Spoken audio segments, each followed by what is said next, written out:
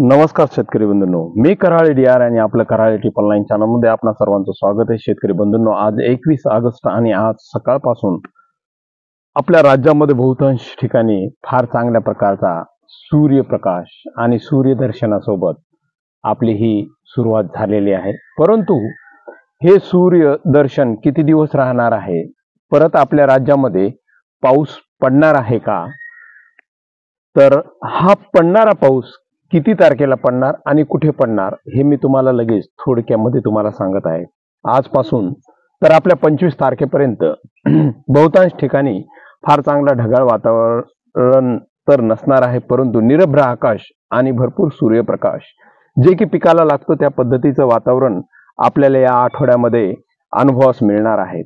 परंतु 25 तारखेला पश्चिम महाराष्ट्राचा जो काही भाग असेल, जसे की मुंबईमध्ये सर्वात जास्त अति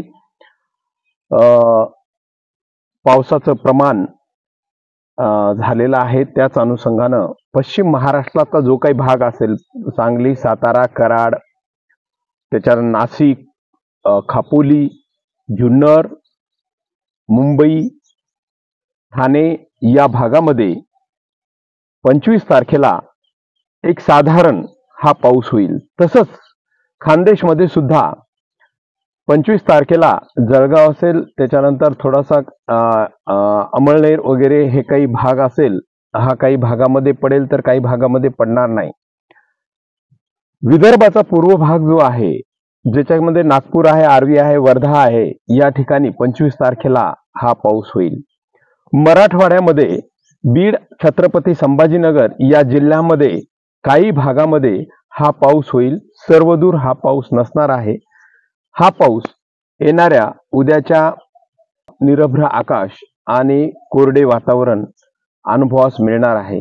तेव्हा शेतकरी बंधूंनो, या सूर्यदर्शनासोबतच पिकाला लागणारी जी काही ऊर्जा आहे ती मिळून आपल्या शेतीचं नियोजन पुढील जे काही आहे ते करता येईल। बहुतांश शेतकऱ्यांचं फार नुकसान झालेलं आहे, ते नुकसान न भरून निघण्यासारखं आहे, परंतु ज्यांची ही पिकं आज योग्य व्यवस्थित स्थितीमध्ये आहेत त्यांना फवारणीसाठी योग्य संधी आहे। त्यांनी येणाऱ्या 25 तारखेपर्यंत आपलं जे नियोजन आहे ते योग्य करावे व पावसाने विश्रांती आपल्या राज्यामध्ये घेत काही भागामध्ये तुरळक प्रमाणामध्ये 23 तारखेला, 25 तारखेला आणि 28 तारखेला हा पाऊस काही भागामध्ये होऊ शकतो।